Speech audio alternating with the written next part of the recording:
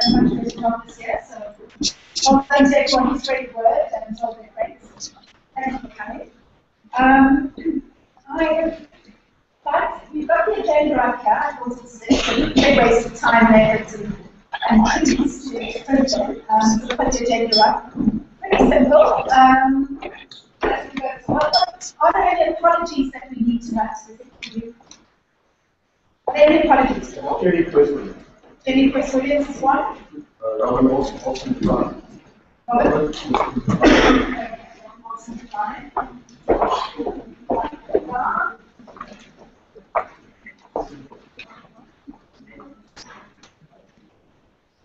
Right. Now, in terms of proxies for votes this evening, does anyone have a proxy form they need to get, that they can get to me, or are you registering that you've got any proxies? Okay. Yeah, the Z's got a few. And are there a few down there as well? Okay. Right. I think this in terms of the general order of business. We'd like to try and keep the main body of this meeting as short as possible. 60 minutes ideally, certainly not more than 90. But what we'll do is, because there's so much to discuss, we will have people available to take questions. So if you have a specific issue, for example, you've got to go to gas here, don't put up your hand after the presentation and say, what about my garden, I've got this problem. Thanks for our call. So we'll have the main here. We'll have the main body of the meeting here. And other detailed questions will be reserved for after the main body of the meeting, directly to the presenter of whom you wanted to ask the questions. Okay. Sure. This is microphone. Okay. Cool. Is this any better? Oh, no, it's not. We've never had this problem before. Usually, I've had to pipe down a bit. So there you go. If you do stand up and ask a question or make a point, please identify yourself and give a bit of context. So if you're a business owner, you're simply a resident. And I think if you're active on the Facebook group, it would be really nice just to say, I'm so-and-so, because it's nice to be able to put a real face to the name. Right, so that's it. I think just some special thanks to the school for hosting us once again. To Tim, he's not here at the moment. He had a different meeting to begin with, and he will try to get here if his leg holds up. I think for being a very active counsellor, so thank you to him for that. To Lizette, who does all of our admin and our publicity and our newsletters and things. I think it's largely thanks to her that we've had such an excellent turnout. To the committee overall, who've all done sterling work in the past year in their various portfolios. Thank you so much. And then I think to the businesses of Parkhurst who've got involved one way or another in sponsoring different initiatives, different newsletters and so on, and there are ongoing sponsorship opportunities that will come up during the next year. So thank you very much to any of the businesses who are represented here this evening. Right, now in terms of what we're going to do, we did have the minutes available online, and let's just have a look. Here, the dates, were they around the meeting? Okay, so they have been circulated. We thought that it would be more than enough for people to share, which possibly is not quite as accurate as we would have hoped. But nevertheless, are there any matters that need to be corrected in 1 minute from last year? Are there any matters at all? None. So I then propose that we take the minutes and accept them. Is there somebody to propose that first? Natalie, second. Colin, thank you. Right, so the minutes are taken and approved. Just in terms of matters arising from the minutes, we'll deal with all of the matters as they occur under the various topics that follow. But there are 3 areas where there are no matters arising. I just need to highlight, however. First of all, the Delaware House is still something that's in the pipeline, but that's a massive project that involves the Provincial Heritage Resources Agency. It involves funding initiatives and requests for people to assist, all sorts of things. It's a massive project that's still going to take at least a year to 18 months, if not longer. So there's no actual progress to report at this particular stage, but it is ongoing.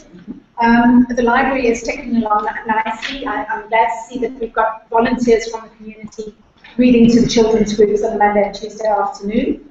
And if anyone is interested in exploring that any further, please just let me know. And then lastly, the precinct plan. We've had some trouble trying to submit our precinct plan. And for about the last 5 or 6 months, I've been trying to get hold of the right person in council, because it really is well tough for me to do that. And this morning I was at a meeting about the paid parking, which we'll get to later. And there was a woman from spatial planning and development or something. And I asked her, and it turns out the man whom I've been phoning, emailing, leaving messages for, and even texting on his personal cell phone, and actually left the council at the end of last year. But I haven't got so much as a message saying, please leave me alone, I've left. It's been going into this deep war. So at least now I've discovered where I do need to go, and that will be done. So those are the only 3 matters from the previous agenda that didn't continue on to this year's. We have also left about 50 copies of the financials out on the chairs. Colin, I don't know, would you like to have a brief word at all? Are there any points you need raising? Colin is our money bags. The accounts essentially are looking healthy. We've earmarked some money, a reasonably substantial amount for various departments, which we'll get to later. But essentially, we want to get in as much money as possible so that we can spend as much as possible on the community in a targeted area.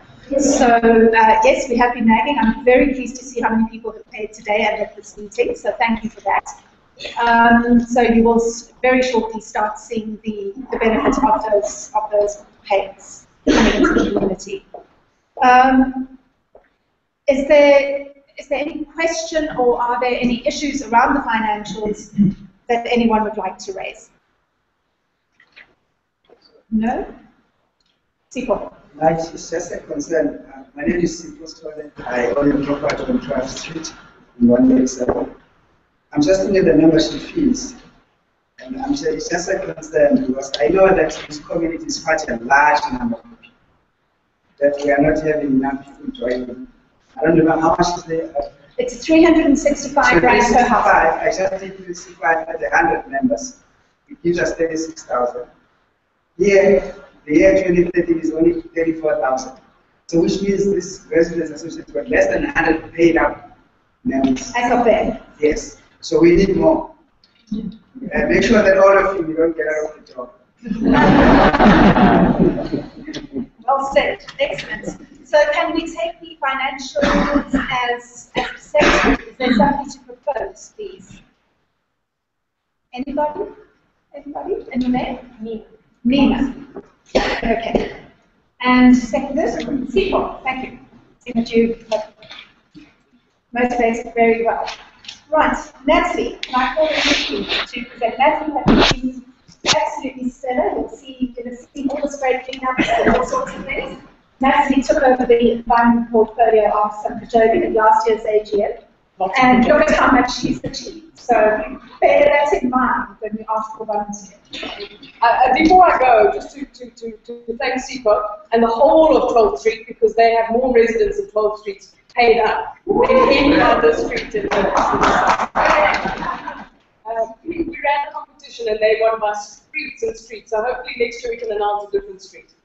All right, the environmental portfolio looks after somewhat information around the environment, trying to make sure that we live in a clean and wonderful and orderly neighborhood. As you are aware, it is a volunteer position. So what I've managed to do in the time that I've had the portfolio is, first of all, we've had an information session over here with all of the school kids, talking about pollution, the environment, and what that means, and engaging them further in the program. We're very lucky. We have the principal, Mr. Maharaj, he's a very proactive around the environment. So I came here speaking to 5 to 12-year-olds and expected to sort of have to explain the concept of pollution. And as I arrived, one kid said, reduce, recycle, reuse. So it's nice to know that our own school is so proactive in that regard. I arranged a number of small cleanups of the Braamfontein Strait within the Parkhurst suburb. And the intent of that really is just to pick a 3 or 4 block radius once a month in summer, once every second month in winter, and clear out as much as we can. We are very, very aware that every time it rains, more rubbish will arrive. Every time somebody walks over the bridge, more rubbish will arrive. But that doesn't mean that we shouldn't be making every effort that we can to keep things clean and to clear what we can. For reasons unknown to myself, I thought it would be a very good idea to create an even greater awareness around the Strait, because it is an integral part of our neighbourhood, but not just our neighbourhood, of quite a considerable stretch of neighbourhoods along the way. So I started last year in some communications with my neighbours, and out of that has been born the Strait Day, which is taking place on the 7th of June. Strait Day is going to be involving 25 kilometres of Braamfontein Strait, from Emmarentia all the way up to Falls of Sunny Hill area. The way that the program is going to work is on a centralized series of speeches and presentations of interest. So, for example, Greenpeace will be there and they will have a solar trailer and we'll be able to play videos and things like that to show you how that technology works. One of the Miss Earth finalists will be there talking about what is happening with that particular competition and how it fits into things. We will have ward councillors, we will have the scouts speaking. So there are a number of specialists, including Jeff Lockwood, Tim Hartwright, who are real environmental specialists who will be doing presentations throughout the day. And then we have about 12 different residential meeting points. And those residential meeting points will have their own activities on the day. So Parkhurst will have, for example, Daniel and the street cuisine truck, and he will be giving out free to those who collect rubbish. And we will be trying to put together whatever we can for our own activities. Up in Sunny Hill, they're quite lucky, they've got the Rivonia stable, so any child under 7 who collects a bag of rubbish with gets a free pony ride, etc., on each of these various different activities. So far, we have been sponsored by Pick It Up, who will be giving us all the black rags and rubbish. They will be giving us tips, and they will be collecting rubbish on the day. City Parks is working very closely with us. They will be, and I've already started prior to the spray cleanup, cutting the grass around the areas where we will be trying to clear drains that are blocked and things like that, so that we don't have to deal with infrastructural issues while we're out on the day. ER24 will be having, I think it is 5 ambulances posted all the way along the Strait, and will be offering us medical response for the day, as well as providing first aid presentations. ADT is providing us with sponsorship of security on the day, but they're also printing some flyers for us. So those of us who aren't so electronically minded, you should be seeing some flyers. This is in fact what I'll show you today is the final copy of the flyer. So those are key sponsors, but what I really also wanted to show you is the number of different organizations that have already committed themselves to this program. And you'll see the residents associations, but we've had, for example, somebody donate their time for the design. The flyer didn't come from anywhere. We have a PR company that's helping us put together messaging and communication. We have one of our residents who's offered to do the distribution of the social media communications. So what I'm really looking for from this community is for somebody to help me make the Parkhurst Day stand out. We started this. We should have the best day. So I need help with that because I seem to be everywhere else but where I need to be, which is in Parkhurst. We also need volunteers to be there on the day and to help people register and distribute. We have sponsorship for, I think, just about everything we need, but we can always do it more marketing, more gloves, more juice, more everything. So in any way that you want to or can get involved, we would very much like that. You will also see that there has been on the webpage and handed out on the tables just some general information about the environment.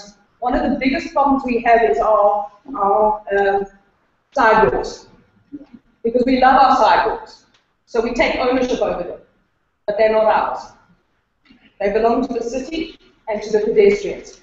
And we're quite poor about allowing pedestrians and access to our sidewalks, although we are very proud of them and they look fantastic for the most part. So I'm just asking people to please try and keep some kind of walkway wherever possible, and certainly bear in mind that you are responsible to keep that clean. If you are building, and we are always building in Parkhurst, you are allowed to use the city's sidewalk for your road. Please don't use the road, it's very unsafe to put skips and things in the road. And when it rains, then I'm at the bottom of the street and I get all your sand. Free. Okay, so those are just a couple of environmental issues that I wanted to raise your attention to. And other than that, come and join us on the 7th of June. And any volunteers to help us on the day, in preparation for the day as well, would be most welcome. Any questions? There are quite a few neighbours here that have been out on the smallest rate days, and I thank them hugely for their time. Thank you, Nancy.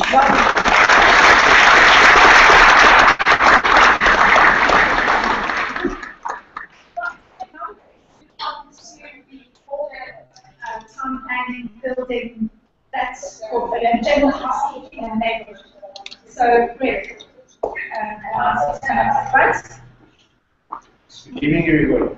That is start of the moment. You do need a hoarding permit for anything on the pavement. No. It's still better than on the street, Greg.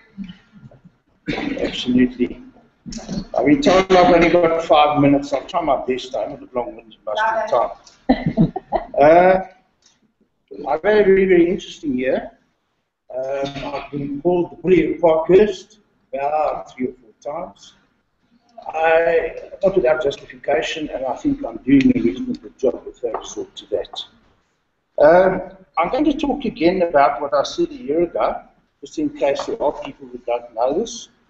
If you're building any house over 60 years, you must get heritage approval in terms of the Heritage Act, which was passed in 2000. We have got something to preserve. We want to keep the scale. We want to keep the scale and the essential style of the houses. Yes, you can modernize. Yes, you can do this. Yes, you can double glaze. You can do many things. And you must also speak up louder. Yes. Right. I do have a factory which is noisy, so I'll use my factory voice. So you do need to go through the procedures. Most architects, architectural technicians, designers know this. Drawings must be done. They must contact me. I inspect the house. I have a look at it. I do a letter of recommendation. That goes to Heritage, known as FAG, for OG. And in most instances, we're very reasonable about passing audits, and we don't have a problem with it. It'll take a few weeks, and away you go.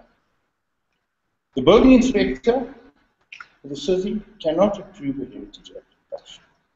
Neither can he approve building plans, neither can he allow the demolition of a house. I've found about 3 houses in Parkhurst, 3 sites in Parkhurst which are vacant, where houses have gone up in smoke in the last couple of months without permission. They just disappeared, gone. Nothing there. New houses are going up, they never got a permit. One instance, I passed the heritage application, and 3 weeks later I drove past the site and the house was gone, and I was told the structure was stop at that. I said, where's the engineer's letter? I got that, and so, you know, there are difficulties, and I can't see it all, and I try and see it all, but it's not possible. We need more eyes on the ground to tell us what is happening in our area. Okay. So that is what you've got to do, and remember, if you're going to be building, we're on top of one another in Parkhurst, so we do need a building permit for our rubbish on the pavement. If I have to call JMPD, you're in for $1,500. That I can tell you right now. And they don't negotiate with anybody. They hate Parkhurst, as you can see, parading around, ticketing people for the parking and so on and so on. So that's what we have. So, the building story is reasonably easy. My October article in the little Parkhurst magazine sets it out in more detail. And anybody is welcome to talk to me anytime about this, and I'll guide you along the way. But we want to do away with the Wild West situation of houses evaporating. We really have to, I mean, this is crazy stuff. Again, you can't negotiate with the building inspector ahead of me, because I'm the heritage inspector. And that is it. And I decide what we're going to do and what we're not going to do. It affects what gets built next door to you. So we've got to protect everybody. But a lot of people in Parkhurst have this attitude, if it's not in my backyard, I couldn't care. Well, not in my backyard, it's everything outside your door. And if I drive around, there is so much old building rubble, it's a bit of cross-pollination to what Nathan said. which has just been abandoned. Who's going to collect it? But we also see on the street corners leading into 4th Avenue, we've got pedestrian litter husbands, gardeners working for residents, builders doing small work, and people have got overflow of domestic rubbish that just dump next to the tins. Who's collecting it? Who's taking it away? The rubbish collectors are very stroppy. They don't like taking anything away that's not in a black book. So it becomes a major issue. We've got lots of other problems, potholes, but we've got a reliable pothole address. Cheryl gave me, we had plenty in 5th Street where I live, we've had them repaired. Very happy about it. Anybody can get that address from me.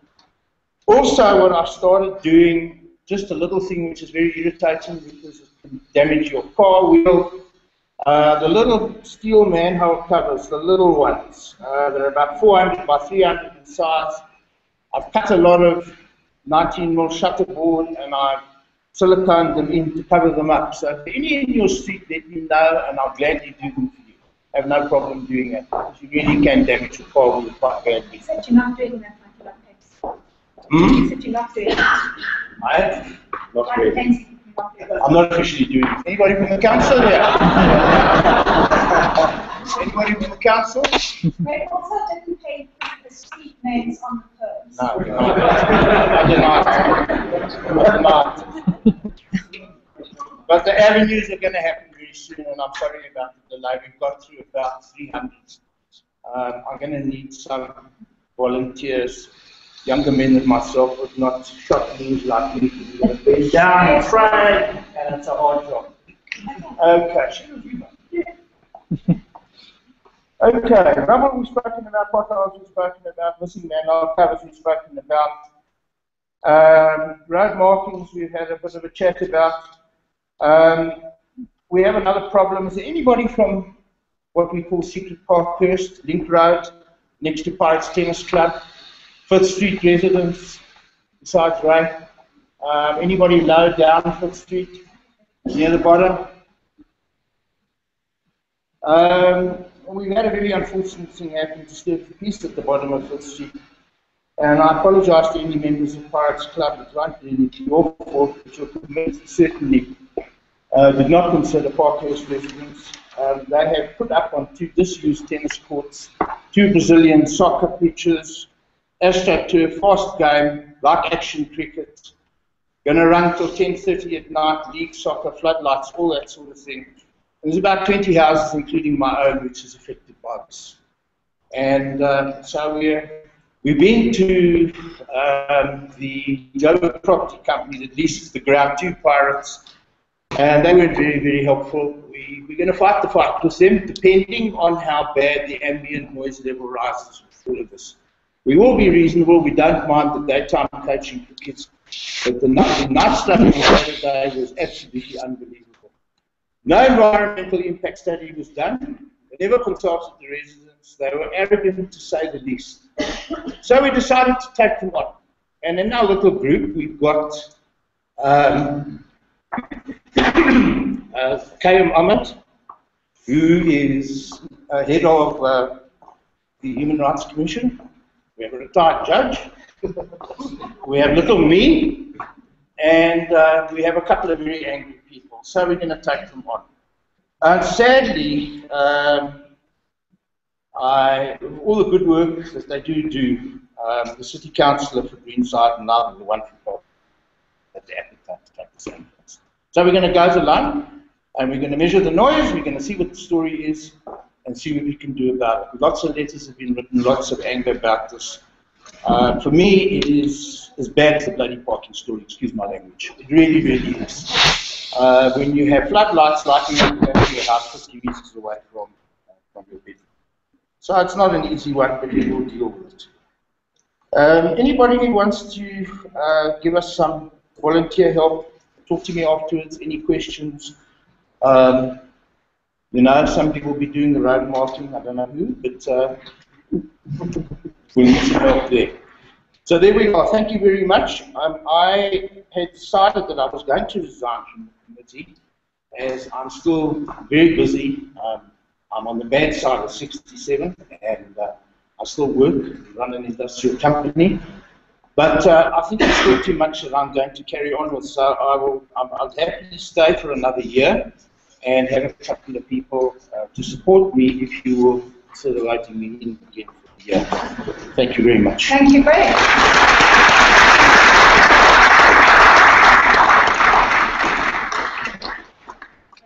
I think, just to follow up from Greg's broader environment, I think it did sound perhaps a little authoritarian or whatever, depending on where your experience has been. But please bear in mind that what we're trying to do is to mediate to find the best possible solution for the greatest number of people. And that's always been the guiding principle around the way we look at things. So, as Greg said, it's not just about you're wanting to build a new house and you know, you have to get heritage approval. That's just what the laws of the Nation Act say. But I think importantly is that, you know, we'd like to ensure that when you are building, you get to meet your neighbours and, you know, you sign off. It's so much better if you can speak to people if there's a problem than to try and go a hard legal route at the end. So that's one thing. And then just in terms of town planning more broadly, and specifically along 4th Avenue to a lesser degree, although no less importantly, along 6th Street as well. This is where we find most of the challenges in terms of expansions of restaurant land use is really critical. And Parkhurst infrastructure is really stressed to the max. We all know about the availability of parking or the non-availability of parking. And simply the sewers and water and all of those sorts of things cannot cope with significantly more increased density, which is what a lot of the business properties are bringing. So we do work very closely with the city in terms of saying, guys, you can't simply approve a structure the way it's been applied for if you haven't brought your mind to bear on access and are the roads big enough to accommodate the additional flow of traffic and so on. So that's where a lot of the things come in. So please bear in mind that when you hear that there have been objections, it's simply an objection is what allows you to have a say at a meeting where something is discussed and subsequently agreed. It's not a matter of we don't want development or we disagree with it. It's simply a way to allow you access to a decision process. And that's always been what has been the guiding principle.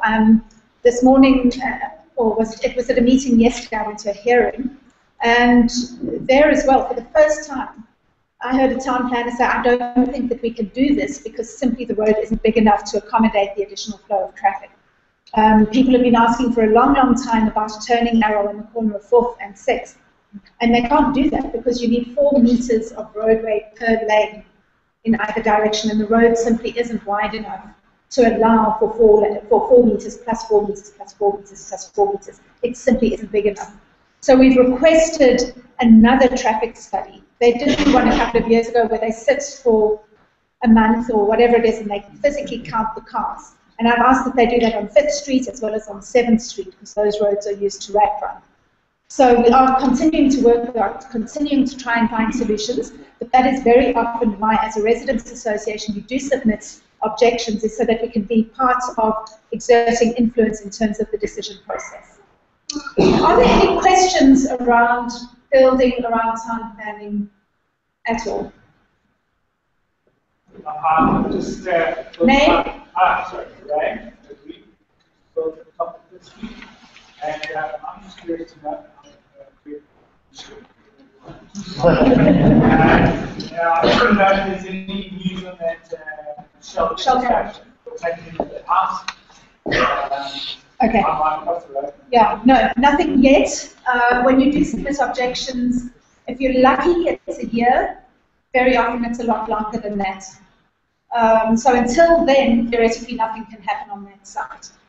But I've heard nothing, and anyone who did submit an objection, other than receiving a formal letter to say that your objection has been received, I've certainly heard nothing. I don't know if anybody else has. But there was an application. People asked what the issue was. Where the Shell garage is on the corner of 6th and 1st Avenue West, there was an application by the owners of the garage to expand their structures and also to accommodate what they call a fast service restaurant. And that would be part of a national rollout and upgrade of Shell garages around the country. But what it does mean, there are about 5 or 6 catalysts for petrol stations, as I understand it, within Shell's business identity. And depending on the size of the station, its location, how busy it is, and so on, they would have different scales of development. So one of that nature would probably attract, and I don't know what their service partner is, but it might be a Wimpy or a McDonald's or a one of those. It's the Steers. Okay. So Steers, for example, there. And that, of course, goes against the RSDF, which doesn't allow any restaurants along 6th Street and so on. And we've also got to be very, very careful about what it means in terms of creep into the rest of the neighborhood. So, and besides all of that, of course, the house is well over 60 years, and it happens to be of some historic virtues. So there's that consideration as well. Yeah.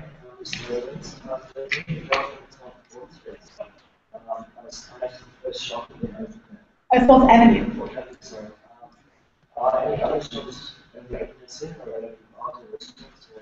Okay. In terms of the new structure on 4th, I've got no idea what's going on in there. They do not have rights for restaurants. So unless they have, without anybody's knowledge, including the council's gone to province to request that, which we'll only find out if it happens. No, to the best of my knowledge, there will be certainly no legally operating restaurants, bars, coffee shops, anything like that on the site. They, as of the end of last week, did not have an occupancy certificate, but I actually spoke to the building inspector this afternoon. He called me back, and he says apparently they have been able to find some resolution to the 12 parking bays which they had to provide on site behind the building. And I'm told that because that has happened, they have now satisfied all the things, and I gather if not today, it will be, the occupancy certificate will be issued imminently. So it appears that that is all in order. They did go to province to have the parking requirement relaxed. They were supposed to have provided 20 bays on the site. Province, in its wisdom, decided that that was more than enough, so they allowed them to pay for 8 parking bays in lieu of providing them, which was a matter of 572 or 3,000 rand, I think, which got paid to the city of Johannesburg, to be used to provide alternative parking. Now, I don't know where on 4th Avenue that and here's perhaps a time to just keep you up to stream with the paid parking as well. The city is looking at creating long-term parking areas in very close proximity to Parkhurst. For some reason, when Province paid the money to the city, they paid it to City Parks. So we've requested that the money gets moved from City Parks into JRA so that they can put that amount of money at least into long-term parking. Okay, so are there any more, before I go into the parking issue, are there any more issues around town planning or building? It's a concern I've had over the years around the domestic workers and pick-up points. For instance, on 12th Street, they wait for a test with a camera of 12 from test and there's no shelter. And I think we need to look at if there is open space around this area where we can have a pick-up point that is shelter for test. Yeah. I don't have a domestic worker myself, but I'm concerned because I know most of them do. But they get out of the street and it's raining, and they just wait. That's Siba's quite right, and that is one of the things that has been put into the city plan. We've requested ranking facilities and shelter. So that is exactly right. Something back, yes. So no, just to get back to building, being there for 3 years, I watched that previous one. And my concern is that there's a huge parts of traffic into the neighborhood. And as a resident, I think it's safe to slow this road down. There's 2 massive shopping areas that we're talking about.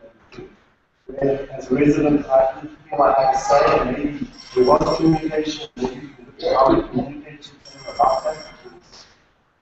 We're a bit bunch. Really, I'm fearful that this neighborhood is turning into where Melville is. Whereas, and I'm seeing signs of Melville happening right here. Because as that avenue keeps growing, more businesses get added to it, we have a serious issue. You're absolutely right. I think that there are a couple of important things to note. Is whenever zonings change or usage changes, legally speaking, businesses do need to put notices up outside. So the first and most important thing is be vigilant. Keep your eyes open when you walk around, notice these things, and let us know, because maybe we haven't walked up that way, and submit your objections. It's all very well wanting to say, but like most democratic processes, it actually requires an effort on your part. So while we have rights in a democratic country, we also have responsibilities, and it's all of our responsibility to find the best possible route. So, and that's why I was referring earlier to the fact that we do submit objections to a number of developments, not because we don't want to see development, but we want to ensure that there's some sort of relationship between the scale and nature of developments along the commercial strips, be they 4th Avenue or 6th Street, and the residential environment. So you don't want a 20-story building going up in 4th next to a single-story house next door. I mean, they couldn't go to 20 stories. It's a silly example, but we do need to ensure that there's a happy relationship between the commercial node, which adds great value to Parkhurst overall, and the residential experience, and the one cannot completely override the other, and that's the balance that we seek to find. So the more people can get involved, we do need, we need town planning input into our committee. We need architectural input. We need legal input. All of that allows us to make a better case when it comes to problem areas. So please, if you do have any of those skills, I urge you to let us know and let it go. Okay, just on the paid parking, we had a meeting this morning. We've got another one scheduled for towards the end of June. The paid parking contract comes to an end. It expires on the 30th of June. And my opening statement at the meeting this morning was that we will be at an impasse on the 30th of June if they seek to extend this contract on a month-to-month basis. It doesn't work in Parkhurst. They are looking at making paid parking function in the evenings, but to do that, they need to change bylaws. That's going to take the better part of a year. The mediated position, hopefully, will be that they remove it from Parkhurst entirely, because Rosebank actually wants paid parking. And they are contractually obliged to ensure income for ACE parking in terms of the contract. Right or wrong, that's in the contract. So we're proposing that it moves out of Parkhurst and it moves into Rosebank, where they do want it and it would be well suited. So that's an ongoing thing, and we'll have to wait and see. Now, also, we work with the city. Excuse me, I can use it this way. We worked with the city, and we should have got in today, but we noticed a printing error. Despite them, they printed something that wasn't signed off. You're going to see from potentially as early as tomorrow, but probably from Friday, surveys like this, which are jointly branded the City of Johannesburg and Parkhurst. And this is basically to find out what your thoughts are around the provision of long-term parking. Now, whilst it's predominantly outsiders who would drive up to 4th Avenue, a lot of residents do drive up there as well. But they, for example, and it's only conceptual at this stage as to where those actual locations will be. But for example, finding space at Pirates, finding space at the tennis club, finding space at the bowling club, and so on. You could get 50 cars in one place, 100 in another, and so on. And using tuk-tuks, and we had representatives from the tuk-tuk industry there today to shuttle people backwards and forwards. And those tuk-tuks would also obviously be available to take Parkhurst residents backwards and forwards. Sorry, what did you mean by long-term parking? How many hours? Well, the idea about this is that paying for parking is not in and of itself a bad thing. It's obviously got to be correctly managed, it's got to be appropriate and so on. But let's say, for example, we were still to have paid parking on 4th Avenue. And that would be charged as a premium because it's the most convenient. So you're paying for the convenience. However, if you were to park at the tennis club, if you were to drive south, more or less, on 4th Avenue, you cross over the traffic lights where Solly Promise is, and you go up, there's a tennis club on the left, there's the bowling, there's Pirates on the right. You would be able to park there for, let's say, £2 an hour, and then get the tuk-tuk down onto 4th Avenue. One of the residents stats that are on our cars and we get free parking so that we can use the shop. Yes, that's why are you forcing us to go to? No one's forcing you to do anything. I'm not finished. They have also conceded a 15-minute free, and we've also said that if they were to contemplate closing any of the side streets at any point, even temporarily, we would want desks for all residents to be able to access the pharmacy and the bookshop and so on and so forth. So 15 minutes free is in there, as well as, if it's, depending on how the rollout goes, tags for residents so that we would be identified. Okay. Right. So we need to handle that last point very quickly.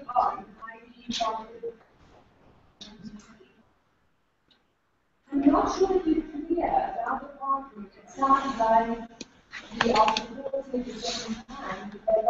Yeah. No, we definitely are not. Yeah. Sorry, we must move on. Just to clarify, we are not supporting the parking. Absolutely not. We want it out.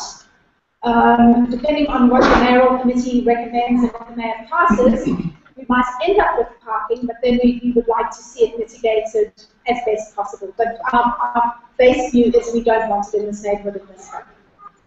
Okay. Right, now. Cool. There's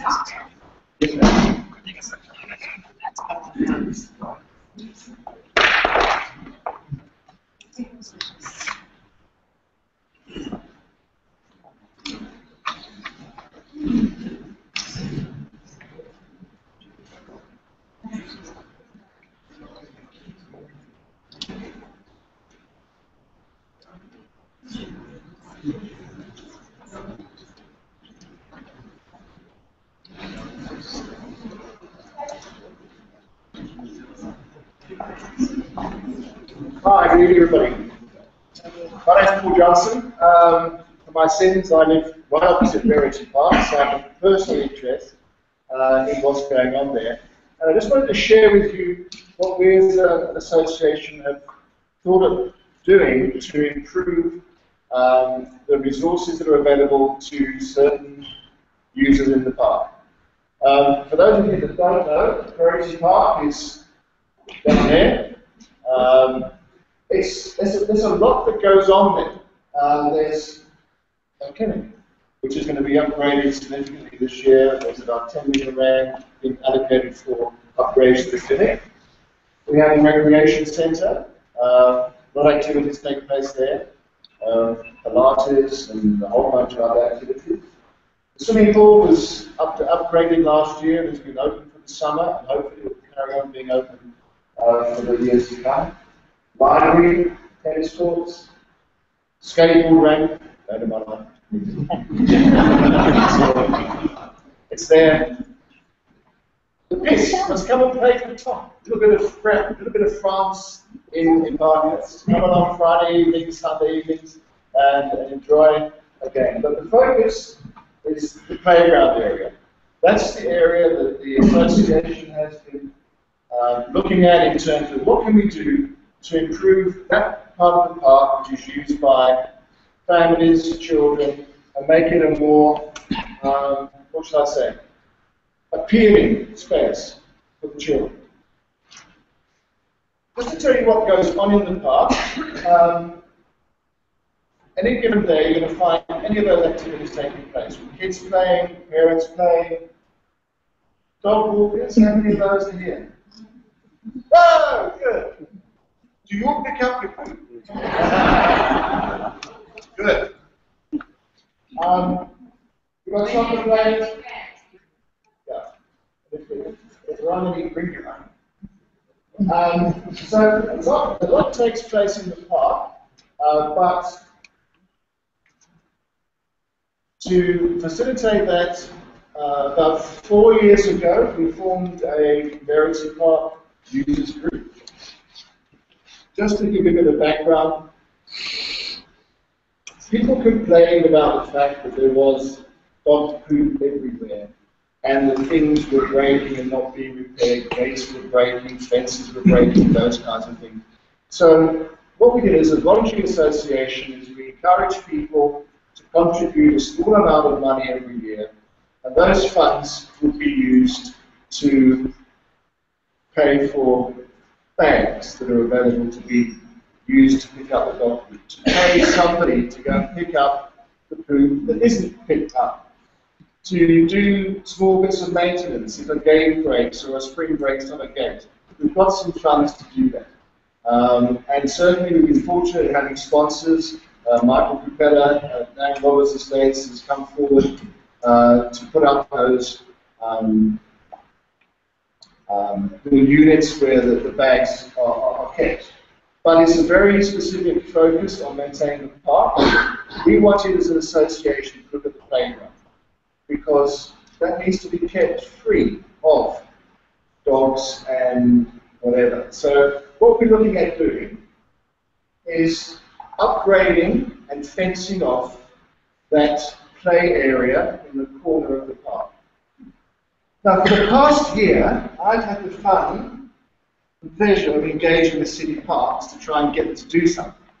We've met, we've had assurances, most recently as Saturday, I had an assurance that the city parks would be funding and erecting a fence around the playground area, so from where the public toilets are in one corner, out to the tree, along to the gate in 14th Street.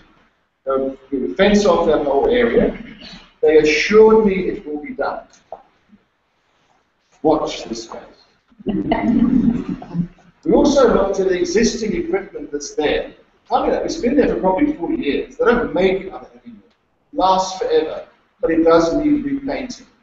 They have assured me they have paint, and they have assured me it will be painted. It will be a case if they get the paint and we have to go and paint it ourselves, and therefore I'll be looking for volunteers, but hopefully that will be done.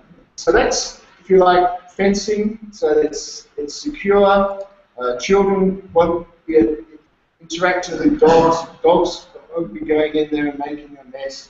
So that'll be a safe space we hope kids to play. We then looked at the equipment that's there and felt that we needed to add equipment. And the association is going to fund the equipment.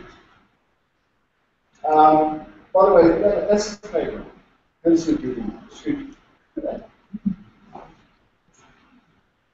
Okay, so that's what's there at the moment. There's a merry-go-round, a couple of swings, a small slide, and a rocking What we want to add, that's what we've done. So what we're going to do is we're going to put additional playground equipment. We're going to put in some more seating in that area, so everyone will sit on the ground all the time. And we're going to sort of add some more bins into the park, and there's a reason why I want to do that. I'll come to you just now. So I had engagements with the contractors who are appointed or supply equipment to city parks. They came out and, based on discussions with them on their experience, they recommended we add 3 pieces of additional equipment. It's not a lot of spare space, plus there's a lot of sewage pipes underground, so we've got to be careful where we put things. But what we're looking at putting in is a very simple, a seesaw. There's space for a seesaw. There isn't a seesaw should be on top. We want to put in a jungle gym for kids to play on. That's going to go under the tree by 12th Avenue. And we want to put in a running barrel. Those 3 pieces of equipment with installation are quite expensive. We also want to add another bench and a table and seats. So that we want to have, a lunch or a snack or something and then sit down across a particular area. And finally, we'll add some more tipping dustbins in the park itself. And there's a reason why we need those. The old concrete brown bins that have been around ever since whenever are very difficult to empty. When city parks come and empty those bins, the guys have to get in there and pull out all this stuff. Whereas these type of bins are more user-friendly for the people that clean up the park from city park. So we want to put in about 5 of those. close to where the existing concrete bins are. And that's going to cost 40,000. So we have some donations, we've got money in the accounts which you've seen, which we want to put back into the community, and we've had donors who have come up with some additional funding which they want to use for that area. So in the next 3 or 4 months, you'll see that happening in the park. Any questions? I think the old kids are there. There doesn't, and then to be able to run. I beg your pardon? You can't mix the older kids and the younger kids. Does that want the younger kids? Yeah, it's going to be fenced, but we can't patrol it. We can't police it. It's going to be fenced, and that's about all we can do. The intention is to try and keep the dogs. Okay, guys. Dogs out. Thanks, guys. I think the important thing is the best form of policing of anything is eyes on the ground. The more we use our streets, the better they become, and it's the same with the play area. Right. Are there any other questions for Paul, so we can move on? Well done, Paul.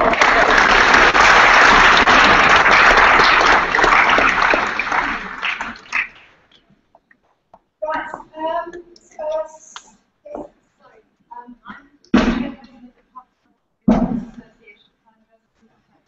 Unfortunately, I have to leave, but I'd like it to be minutes, please, that the security initiative that you guys have started, part-time role, has not been consulted. Because I see that we've been included in everything, but I have to make it on, and I have to have all the people that we have not been consulted. Okay, thanks.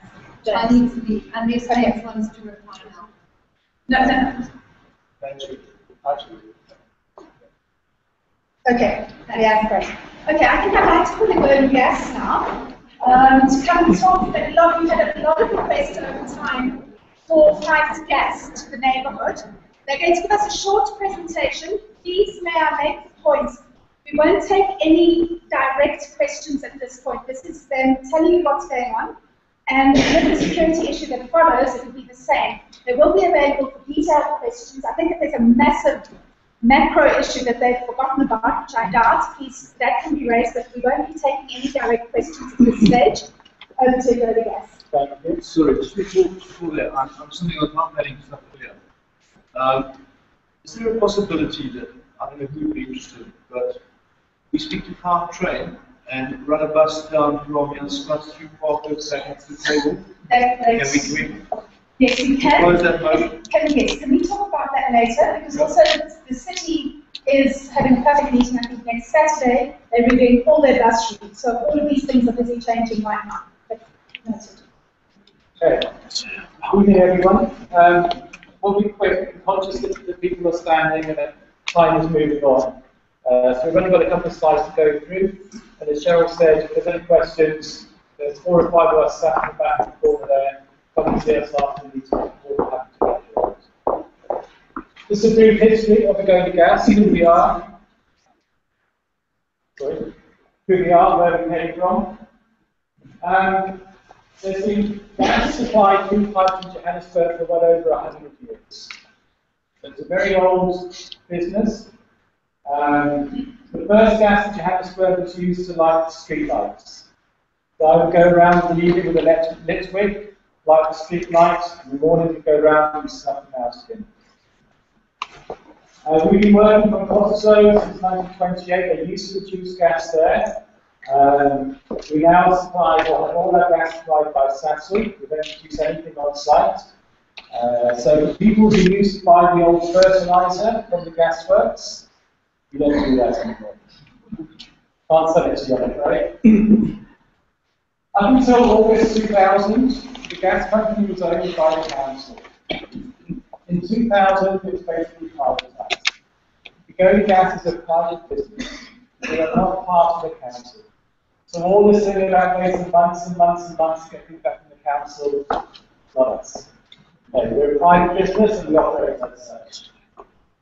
In 2004, we went through a conversion process that changed the type of gas that was used. So now everything in Johannesburg running through the pipes is natural gas. The gas, as I say, comes from Sasol. It actually comes from a gas field up in northern Mozambique. It's piped in from Sasol to us here in Johannesburg. And all the time that the gas has been supplied to Johannesburg, there has never been one day without gas. There has been a constant supply. Even if that pipeline fails, we have various storage facilities that store gas that will keep us going for a number of days. So we're not like Eskom, we're not like City Power. If you've got gas, you have gas. Yeah, I think that's really all from me. Once the time for the background, I'll pass you on to Shoni to tell you a bit about the process of gas and what it can be used for.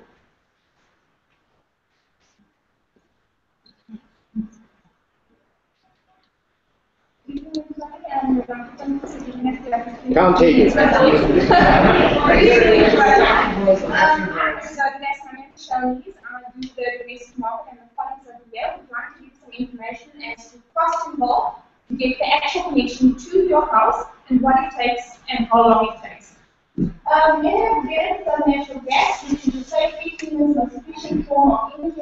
Can't hear you. Face this way. Sorry about that.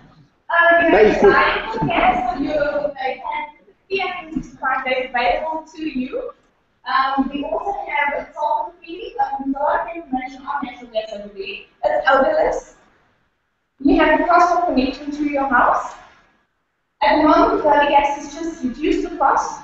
We'll be coming from 5,000 connection fee, a deposit of 1,700, which was basic to every domestic household. We've now reduced it to a connection fee of 1,500 and a deposit of 600 rand to your house. That is from the pipeline to the boundary of your property. On the inside of your property, we are not allowed to work. We have registered gas fitters that does your internals for you. We've got a gentleman here that we have a moment after me just to explain to you how that process works. We work with them. They will do your internals from the inside of your house right to the boundary of your house. The uses of natural gas in your home. You have a diploma. It never came out so nicely over there, but I do have pictures over there with the standard you are. You have a Paloma gas geyser, which is an extremely energy friendly, it's a very efficient energy source. It's not like the electricity geyser that heats up and stores water. This is instant hot water. It's tankless. When you open up your hot water tap, you have hot water, that's the usage of gas. When you close it, it's closed. That point in time, you're not using any gas. So you're only being charged for what you use on natural gas. You have heating systems that you can have in your property that's under natural gas. You also have a cooking system that most of you are familiar with in your home, in Parkhurst, where you can cook with natural gas. You have your average per family that is 200 litre electric geyser versus your annual cost on the average between 1,600 and 1,800 per month per family. If you compare that to the natural gas and your 26 litre Paloma gas geyser, average of 4, you're looking at probably between 800 to 1,000 rand a month on an average of a family of 4. You could take itself about up to 8 to 10 months to pay itself. At the moment, we are running huge specials on the 50% rebate on your gas geyser. We go the gas gives you 50% rebate, provided it's installed on natural gas. Okay, thank you very much. All right, good evening. I'm Anthony from Universal Gas. As you said, I'm the private installer, so I go from your boundary onto your house. I'm the guy who want to talk to you if you want to put in a heater or geyser or whatever. I'm just going to take you through our company and the installation. So what we do the services as well as the installation, the pipe work as well as the rest. If you get a CFC, you're selling your house, this call your CFC. So it's immediate certification, or which means you've done an additional test. Our process works really simple. We just do a quote, we meet with you. Our turnaround time is about 7 days. the installation never takes more than 2 or 3 days. If you're building, then obviously we can put in a pipe, you can build it, do a bit more work, the installation a bit later. But if you want gas immediately, the process is not that long. That's it. That's it.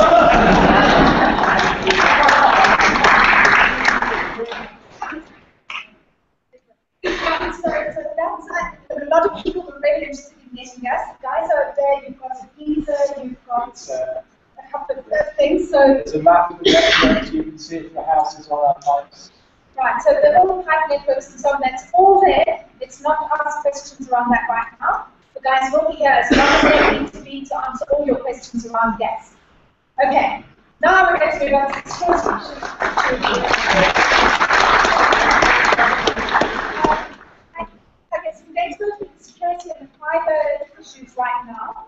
And then there's one last thing remaining, other than what gets raised under general, and that we just need to tell you about our village fair. So even reserve a little bit of energy to think about that as well. All right, but we are keeping reasonably well within time, seeing that we have to start a bit later due to the attendance.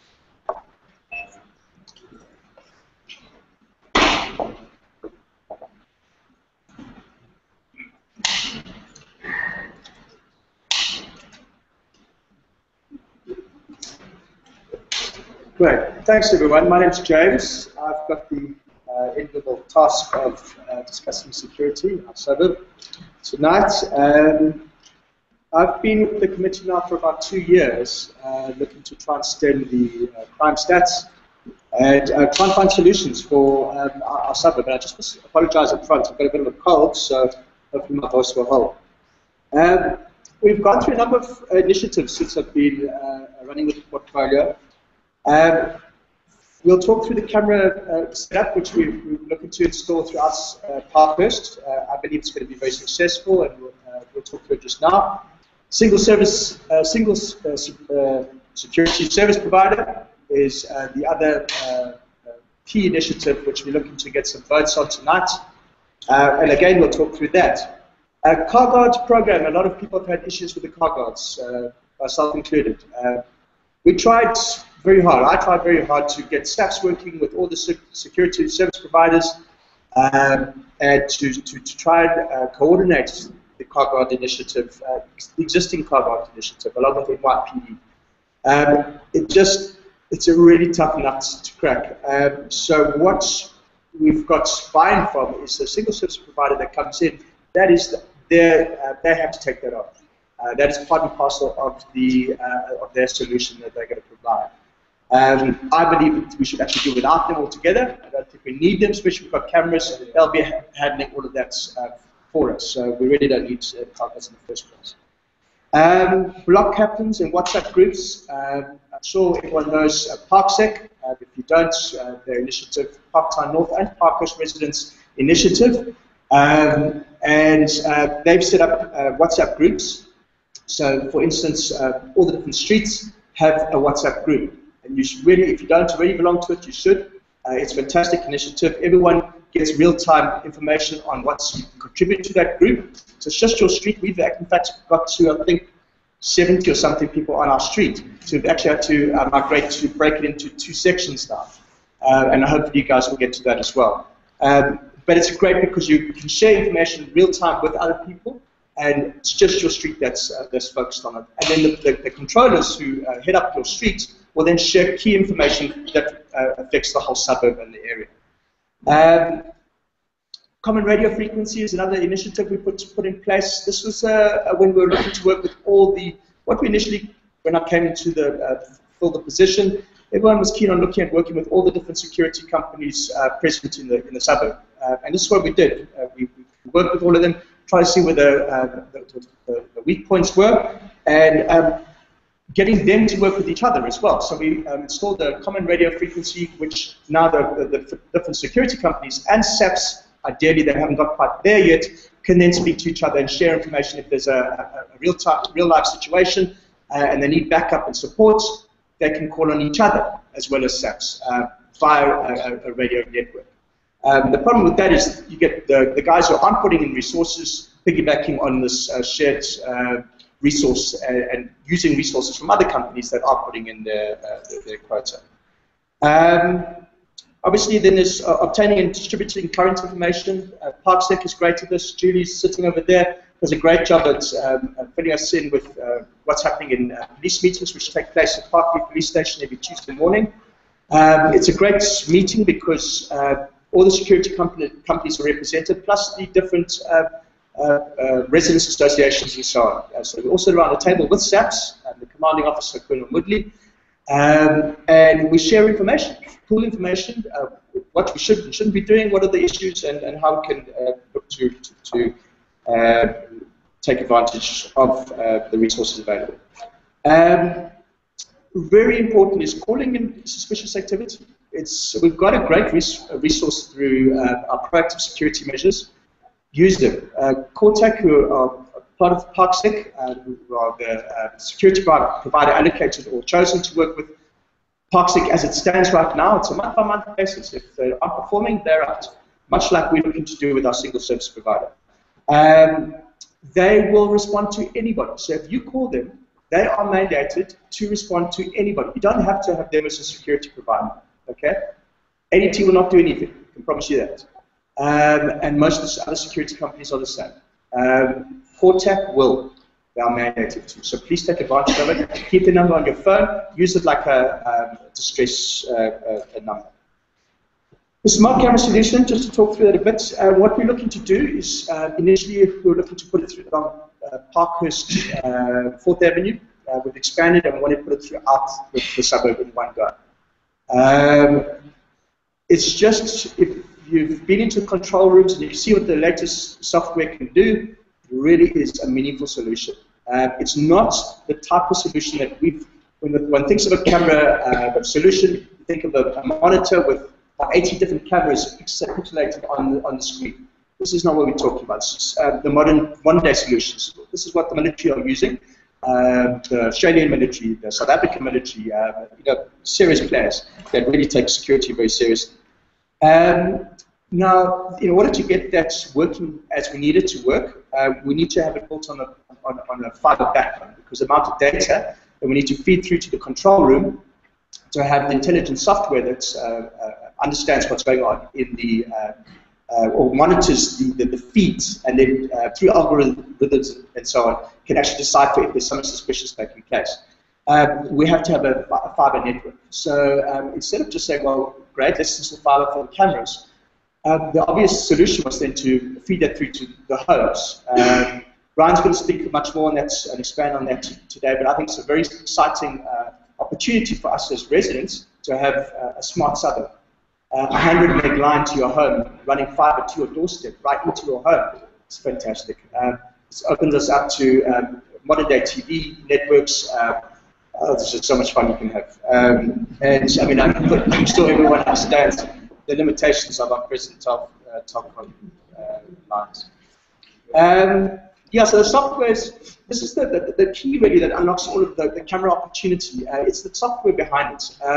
It sits there and it comes with a basic amount of information and knowledge and intelligence. And then it learns, once the camera is set up and it's feeding the information through the software, it learns what's sitting in front of it and what's normal. Then if something happens, that software then says, right, well, that's unusual, is that okay? And the operator has to decide if it is okay or if it's not okay. If he says it's not okay, then he will obviously react and send out the officers to go and respond to it. If he says it's okay, then it'll learn that's a doable. It's plausible. It's not a problem. If he says ignore, it'll continue to send out warnings for that type of behavior, which you want to do because you don't want to learn something that could be a suspicious behavior down the line. The nice thing about this is it takes a human interaction in order to cancel an alert. Okay, so that guy, the operator, is responsible for him cancelling an alert and has to answer if there was a crime or something happened during that case. And what happens is you actually have a blank screen sitting in front of the operator. And only when an alert comes up, the image of that camera comes into play, and then he has to monitor it. monitor it. So he's not sitting with a bank of 80 different cameras trying to look through each one. So I promise you, you might look for the first 2 minutes. Come hour 8, he's not looking anymore. And that's the reality of these operational rooms. I've been to all of them, all the different service providers. They're just not operational. The guy's not even looking at the monitor in there. So what they're good for is going in after the case, after the event, and seeing what happened. But that's too late. We want to stop the crime before it happens. And that's what this stuff does. It's a preemptive, it's proactive. So working in tandem with the proactive officers, it's a real solution that can work. Along with that is number plate recognition cameras by all the intersections or the entry and exit points to Parkhurst, which is 15 as it stands right now. It's taken a big jumps forward now, this number plate recognition stuff. Generally, it used to be about 60, 70 grand for one camera setup. It's now we can get it down to about 6 to 8 grand for a camera system that works in our situation, in our suburb. They run it through, operators can run it through 26 or 28 different databases nationally, taking about 0.8 of a second to bring up any hits. We can personally also upload number plates that we feel are issues or that have been, we are wary of, put it that way. We see that they've been complicit, or we feel that they might be complicit. We bump those up into our own private database, and they will bump those up. They will flag those when they come into play as well. So that's great from our point of view. We think that will certainly flag trouble cars coming into our area. People say they just change the number plates. Yes, they do. Or they go and clone the number plate. Yes, they do. That's fine. It's a clone number plate in, I don't know, Clan William. It's not a problem. Because that's the number plate we're interested in, the one that's here on our doorstep. It might be an issue for SAPs, but we want to know at least flags, so it gives us a time to start monitoring that vehicle. And sitting on the SAPs meetings, you'll be surprised how much that same number plate comes up time and time again all the time, at least for a few weeks. And then they go and they change, or they ditch the car, or they whatever. But there's a period where that number plate definitely crops up again and again. And then obviously with this, you also have the ability to put cameras in your own house as well. So you can have cameras if you're away. You don't have to have them on all the time, so you can skinny them still. But if you're going away and you're away for a 3-week period, it's great to have those cameras operational, monitored remotely, and anybody coming into your house shouldn't be there. So it'll be flagged. Single service provider history, and I'm going to talk. I'm going to talk down ADT here. I'm sorry, but I have to, because this is like what the history is to my experience with them as a company. As I said, I've tried to work with all the companies. We have 3 major service providers: NYPD, ADT, and Quartet in Parkhurst. ADT is sitting with 62% of our households. That's a massive majority, as I'm sure you understand and agree. The problem with that is there's a general number that people agree to, and service providers agree to, is 200 households per vehicle, manned vehicle in the suburb. Okay. The other service providers are all holding to that, and they're more or less buying into that. It's not a fixed number, but it's more or less that number. ADT is giving us a quarter of what they should. Resources, vehicles patrolling our suburb to what they should be. In addition to that, there's one man in a vehicle. In addition to that, they are patrolling. They're responding to an alarm. That alarm is not on. You can go and find them under the trees in the park. You won't find them patrolling the streets. We've had cameras on our streets. We've monitored cameras just to see, because we wanted to actually install preempting this, because it's going to take a little time to get this all right, to get the buy-in and so on. We want to start a flagship project on our streets. We monitored the streets, and there was over a 12-hour period, I think it was, not one ADT vehicle came around the street. Quartet was around 7 times, NYPD I think twice, or something like that.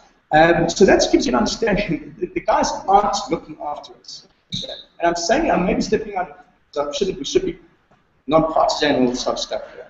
The problem is we've got a massive crime problem, and we need to actually try and hit it on the head. So how I went about it was trying to get ADT to buy in to put more resources into our suburb. The reality is, after 9 months of had carrot dangled and promised resources and funding camera systems and everything, and meeting with the MD and so on, it just wasn't going to happen. And I finally got into a board meeting when I said, I want to know what's going to happen now. What are you doing? Sorry, we need more money, and then we can allocate more resources. The shareholders are happy. So, yeah, remembering all of this funding is going outside of our country. So, the reality is ADT is not going to give us anything more for our buck. What we need to do is move operators. Maybe when we start shedding the contracts, then they will start to actually listen to what we say. But until then, it's not going to change. They're too full of bravado, I guess. So what we're looking to do is go with a single service provider. Yeah, as I said, like through the shared camera radio network, these guys are getting all the benefits of all the other guys that are on the ground actually doing the hard work.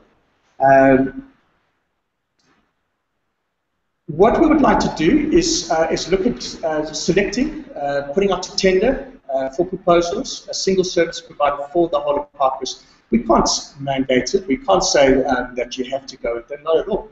All we can say is these are the group that we believe are going to give you guys the best bang for your buck and police our streets as good as they can. And give us as much security as we actually, we pay a lot for our security. The only time I'm getting it back. So we'll put out a tender process. What we've asked everyone to do over the last months is to vote. Do you want to see the service provider or not? What I'm trying to set up here and tell you is why I believe you think we actually do need it and what we're not getting, and what we won't get right if we carry on in the modus operandi as we've had it right now. Yeah, they would need to perform to certain service levels, which we agree upfront. It will be on a month-by-month contract. If they don't perform, they're out, not performing, and we get the next guy in. So they have a very real motivation to keep their investment in our suburb, because it will be a big investment up front, but ongoing as well. It will be from a proactive point of view, but we would like you to also look at bringing into your home as well as a reactive. Proactive being, they're the guys that are policing the common areas, the streets, the parks, the rivers, the spraits. The guys that are patrolling, looking out for you. The reactive officers are the guys that are coming back when your alarm goes off and shooting to your house and trying to fix the problem. Okay, but by then the problem's already there. All right, that's the difference between the two. And it's going to be working hand in hand with the intelligent camera solution. This, I believe, is the solution to the Parkhurst problem. In suburbs that have implemented this correctly with the intelligent software and everything behind it, there's practically no crime. It's literally 0%. It's one crime in a year type thing. It's really, it's unbelievable. So it does work. It's just a matter of implementing. Yes. Right. Perhaps just state the state of the problem. It's pretty much there. Well, it's actually 12 cars in 1 week. Yeah, it's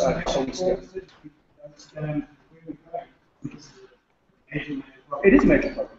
A lot of it is vehicle theft because of 4th Avenue, so that is a big part of the problem. But there is certainly a higher percentage. If you look at Parkview Station as a precinct for the station, and I mean, people always try and talk down the crime stats. Parkhurst isn't so bad. How much we've got bad crime stats. And compared to the other suburbs, we are making up between 30 to 50% of the crime stats of the Parkview precinct. Just Parkhurst. A lot of it is vehicle theft, but there is a lot of contact crime and so on. I mean, we had serious incidents just a little while ago, shootouts on the streets, 2 weeks ago. And we have robberies all the time. So we do have serious crime. But the benefit is that we are living close together. We don't have big stands. So if we actually start looking out for each other and get onto the streets, have the streets patrolled, it'll be an easier situation to actually have a crime stamped on. Plus we have less of an area that people have to pay for jointly, so the cost of the crime. Yeah, I will talk through that. So, as an example, this is based on a proposal that was sent to us, 850 subscribers in Parkhurst to this solution. Okay? 3 dedicated vehicles, all 2-man vehicles, properly trained officers, the big boys, the serious operators that you see out there. And that also includes medical response. So 3 vehicles dedicated to Parkhurst, just patrolling Parkhurst. Imagine if we had, how many, we've got about 2,300, 2,500 odd households. If everyone subscribed to the single service provider, just multiply that. And that's the kind of vehicles that you have just patrolling Parkhurst. They won't have a chance. Alarm monitoring and response, okay, for those households. 1 12-hour dedicated elite team. This is a specially trained team, highly trained, much more so, or so much more so than the tactical officers. Okay, so they will conduct operations into the spraits, into building sites, and these guys are quite scary if you see them. But they're hell of a well trained and obviously a high paid grade level as well. Yeah. Of course, everyone, yeah. Unlike some of our security providers. AT. Anyway, yes, everyone is armed. Each officer is armed, and the strike team will be dedicated to Parkhurst on a 12-hour basis. It's during the day. Funny enough, most of the crime doesn't happen at night anymore because all of our alarms are on. We're all at home and we're all huddled up and caged in our houses. Daytime, when we've got the domestics working at home, people in and out and so on, you don't put the alarm. So that's often when most of the crime happens, particularly leaving the house and coming back home. That's when the majority of the crime happens. You really need to be aware of that. They're also going to take care of the car guards situation, which I mentioned. They'll also conduct stop and searches. So people driving along, people walking along, people that have been caught on the camera that looked out of place, that shouldn't be there, or behaving differently. They'll be stopped and searched. And if there's an issue, they'll call SAPS. SAPS will come and pick them up, take you to the station. They'll be profiling with people. So we get a profile. Who's walking our streets? Who's out there? Do we know who those people are? Do they have a history? Do they have a criminal record? And so we get to understand, we have started to actually control the suburb rather than let outside people control it. And that's, I think, the crux of it. And obviously working jointly with SAPS. Sorry, can I just ask a question with your based on that slide? Yeah. Strange from Third Street. I think you started off the single service provider on one station. The accepted norm is 2 vehicles per every 200. One vehicle. One vehicle. Yeah. So 850 houses. 4 vehicles. 3 vehicles. This is included the camera setup as well that comes with this. I'm going into the next chart. So in other words, what you're saying is this doesn't mean the accepted norm, what you said is that right. Well, it's 4 vehicles. Sorry, 850, so we're 50 short, yeah. Okay, sorry about that. So we get to 1,000. We get to 150 people more than what you should have. That should have been for 600 people, not for 850. Sorry? There should be at least 4. 3 vehicles. 3 vehicles would cover 600 people. Dedicated elite team. Like a whole elite team. Yeah, that's what I'm talking about, sorry. Yeah. The fiber solution, in tandem with that from these guys, they're offering for 850 homes at 600 rand per household. That's for the single service provider solution, which isn't that much more than what we're spending at the moment. So I don't know what each guy's slightly different, but I know Cortex around, so it's cheaper than Cortex, exactly. Yeah. You see, it's all about buying power. The more people that buy in, the costs just come down. So this is based on 850, which is the startup. We can't really work at less than that. The more houses we get, we'll get even more than the 1 to 200 households. Proactive and reactive. Yes. No, proactive and reactive. Yes, that's not. Yeah, absolutely.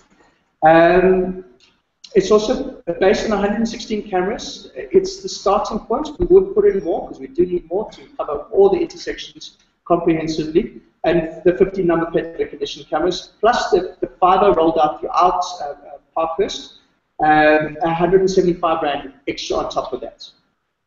Okay, that's for the households, and 250 for if you're non-contributing. So in other words, you haven't taken up the civil service provider. You just want to contribute to the cameras. Right, yeah. Oh.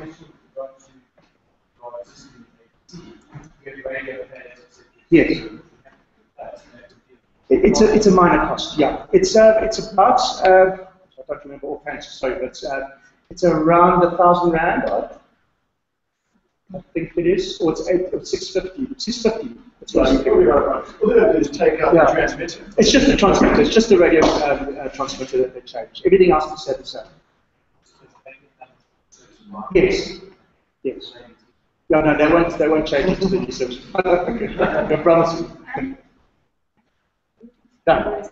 I think what we need to do, as I mentioned, there will be questions afterwards. We need to vote by show of hands, because we have had the "Are you broadly in favour of a single service provider or not?" question up on our website for the best part of the year.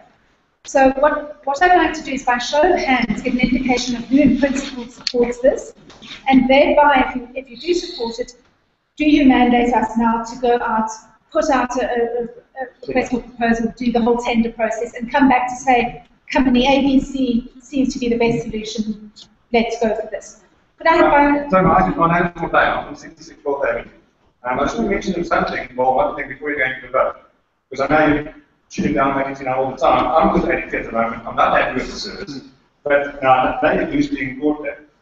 But it took exactly a month for them to actually come out to my house, and that's why I was forced to go to the ADT. So now, what we can do, if we start out with one service provider, we have no options, no choices, we'll be stuck in a monopoly, and we'll just have to go with what's out there. You can't complain about that service, so I can't say I just can't get away. No, I agree with you, and I heard that from someone else as well. There's three service providers that I believe are, it's just ADT's, say, I know. In my opinion, there's three service providers, and it's not necessarily for them. So don't think that I'm going one way or the other. But all I'm saying is, ADT, you need to move away from. But let's go with one as a group. That forced me to go to ADT. I didn't go to for a man. I appreciate your point. I think that the important thing is, James did say, if there is a single service provider that is predominantly a proactive solution that we're looking at, what you choose to do within your own home, as in your alarm goes off, they come to your house, that is your business entirely. You may choose to put your home security onto that single service provider, or you may choose to remain with whatever company you are currently with, if it happens not to be the same one.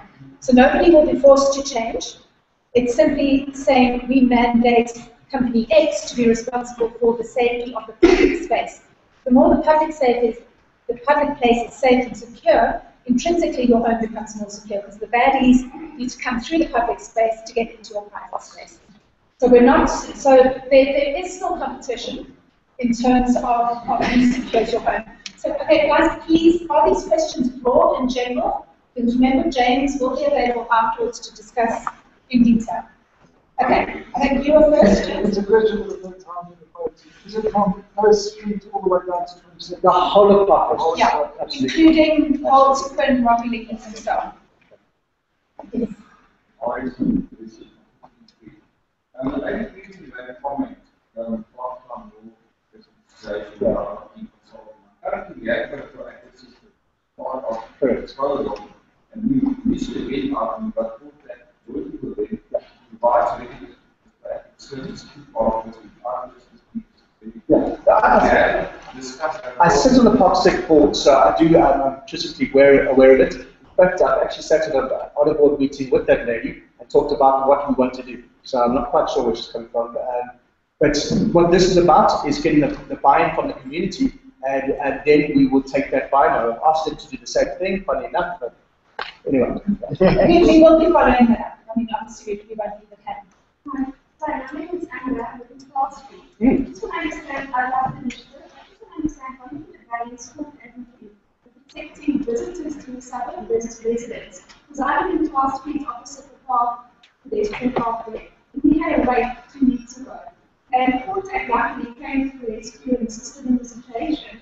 But to what extent is it going to affect residents in the neighborhood? Everyone. No one who has a resident badge. Everyone's treated equally. So everyone who's in the suburb is policed equally. And as I say, it doesn't matter who's protecting your house. In the common areas, you're protected by the single service provider or the company that's operating our proactive solution. Yeah, but all the cameras, the majority of the cameras are going to be No, it's not. No, it's drop parking. They'll be equally distributed, but not at the beginning, not at every single intersection, but as soon as the numbers are every single intersection in the neighbourhood. Okay, 2, 3, 4, and then that's it. We need to cut. Yeah, Chris Diamond. I'm a long-term resident in 7th Street. There are basically two lots of people. They're the people who subscribe to this, and the people who don't subscribe to this, but get the benefits, the free riders who get the benefits but don't pay. What benefits do the people who pay get that the people who don't pay don't? I'll tell you what you're going to get. You'll probably get a sticker outside your door that you are contributing to the solution. Unfortunately, I don't know what else one can do, to be honest. Besides putting pressure on those people, I'd love to publish the people who aren't contributing on the website, for instance. There's a number of name and shame type of situations, but talking to your neighbour and understanding, is your neighbour contributing? If they're not, put pressure on them. We're all residents here. We all, it's our community. We're all here to try and make it a better community for all of us. So we all do our own parts. Don't rely on me. Don't rely on Cheryl. Rely on putting pressure on everyone around you. If we all put pressure on everyone, then the solution will work. Yeah. And look, again, who knows what comes in time? Just like the fibre issue, which will be discussed.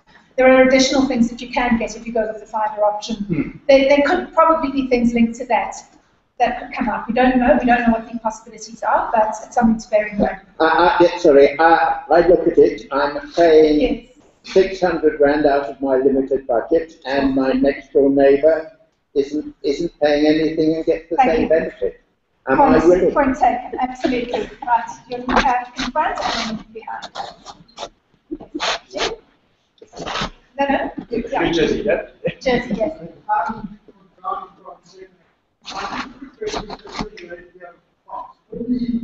Open sections, another one at the end of the second. And that open park has caused us quite a bit of hassle. We've had like 3 or 4 incidents around our house. And often end up running through the park. We wanted to put cameras all along the straight as well. Yeah. That's the intention. Right, so thanks. My name is Regina, I live on 15th Street, and I just wanted to make a point that about 6 years ago, a crime, not dissimilar to what we're having now, that included 2 murders, searching Parkhurst, and on an evening just like this, with a whole similarly built, we sat and we agreed to offset single service provider, and then so people could join it. And I just want to urge everybody that, we are whinging and moaning about crime. It's on the Facebook page, it's on the WhatsApp groups. We're all concerned. Guys, we've got to participate. Because the amount of people participating in the single service provider as it stands at the moment is disgusting. Can I also say that... To Mr. Diamond's point, some of us are paying for everybody else, and it's actually not fair. You won't be able to get fibre to your house unless you're contributing to our scheme. So we've actually all got to participate. Yeah. 100%, thank you. Okay, right. Right, we need one more, then we're moving on. Yes. I'm just saying that if we go with Exactly.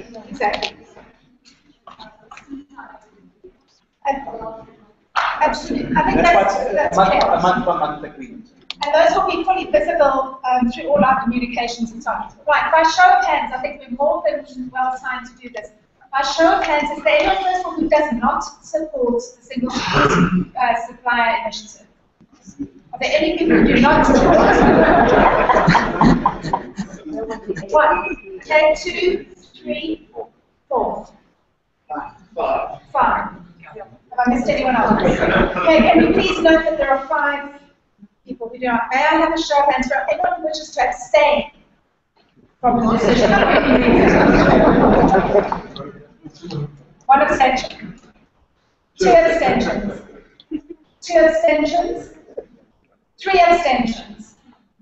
May I have a show of hands for those who support the initiative? I'm not counting those, I'm taking this while we Right. Right, we need to move on to 5 minutes already. Keep this as tight as possible, please. Questions afterwards will be available. We need to keep this tight.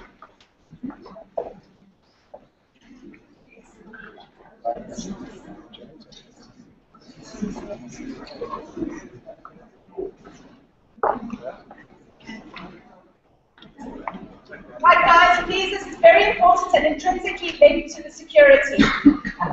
So you've heard about the security camera initiative, which I think is great. The issue, though, with security cameras is that to get good quality data of those cameras, you need very high capacity bandwidth.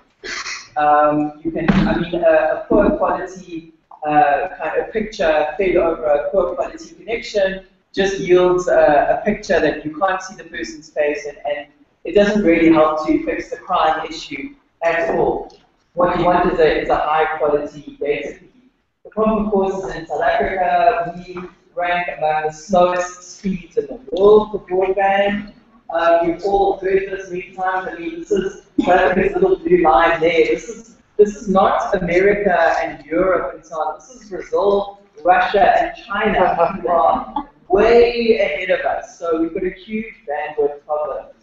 So the question is what do we do about this? So we need to fix the bandwidth problem. We can't just there's no point in rolling out CCTV cameras all over the show, trying to connect them on wireless and hoping for the best. So we need to fix the bandwidth problem, and there's a whole range of things that you can do with this particular solution using fiber optic cables. Fiber optic cables are just literally strings of glass that are encased in some casings, rubber, some plastic.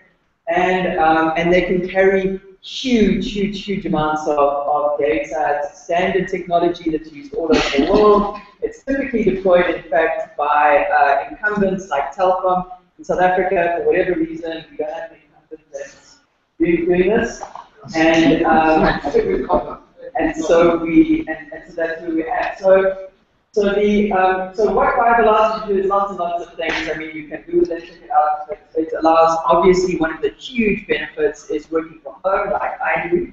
And what it does is it allows very big upload speed. So you can work from home without waiting for files to upload and it's on. Of course, it enables security, video conferencing, and lots of things. So what we did was we went out there and we asked a whole range of different providers to give us a rough indication of what is available and what they can do for us in Parkhurst. And the internet's fairly simple to understand. So what you have is a house on the far right-hand side that's connected to a cable, which is connected to a switch, which is actually connected to lots of other switches, and eventually to the internet, which is where we want to get to. And what you've got is a whole range of different providers along the value chain here. The easiest to start with is just the end-to-end kind of service providers. These are your MTNs and Vodafones. You would have seen on the Ida Parkhurst page, for example, that MTN is now rolling out fiber to the home. They rolled it out in one complex way out in the west of Joburg, in the case of Maya and Palm. But we emailed them, and they duly, like 2 weeks later, sent me a form saying, please fill this out. I don't know, so MTN says they're rolling it out, Vodacom says they're rolling it out. There's a company called SA Digital Villages, complete opposite response to what MTN responded. They've engaged with us, they've met with us, and they've sent us a fully fledged proposal. I'll show you there's some of the deposit systems very interested as well in the proposal. And then there are a number of different ways of breaking down this beast. So what our neighbors in Cradle Park are doing is they've got their security provider, CSS, who's rolling out a CCTV program for them. CSS is funding and building a core fiber network, and CSS is also rolling out fiber on top of that. And then the internet is provided by others. Actually, the internet is provided by SA Digital Villages.